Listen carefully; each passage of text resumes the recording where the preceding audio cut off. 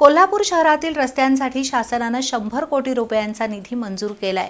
या निधीतून गेल्या 3 वर्षांपासून कामं सुरू आहेत, पण अजूनही हा प्रकल्प पूर्ण झालेला नाही। गटर चॅनल टाकणं, सिलकोट मारणं अशी कामं अपूर्ण आहेत। याशिवाय शहरातील विविध प्रश्नांवर आयुक्तांनी लक्ष घालावं अशी मागणी आम आदमी पक्षानं आयुक्त डॉक्टर राजेंद्र भारुड यांच्याकडे केली आहे। कोल्हापूर शहरातील विविध प्रश्नांवर आम आदमी पार्टीच्या शिष्टमंडळानं आयुक्त डॉक्टर राजेंद्र भारुड यांच्याशी चर्चा केली। 2 वर्षांपूर्वी सुरू झालेला 100 कोटी रुपयांचा रस्ते प्रकल्प पूर्ण झाला नसून गटर चॅनल्स, सिलकोट मारणं अशी कामं पूर्ण झाली नसल्याचं आयुक्त भारुड यांच्या निदर्शनाला आणून दिलं। महापालिकेत अनेक वर्ष भरती झाली नसल्यानं शेकडो पदं रिक्त आहेत, त्यामुळे नागरिकांना सेवा देणं शक्य होत नाही। त्यासाठी नगर विकास विभाग आणि अतिरिक्त मुख्य सचिवांकडे पाठपुरावा करावा अशी मागणी करण्यात आली।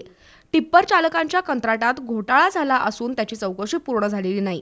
नवीन निविदा काढताना चौकशी सुरू असलेल्या कंपन्यांना कामं देऊ नयेत अशी मागणी आप पक्षाने केली आहे। भटक्या कुत्र्यांसाठी निवारा केंद्रांची केवळ चर्चाच आहे, त्याची अंमलबजावणी होत नाही।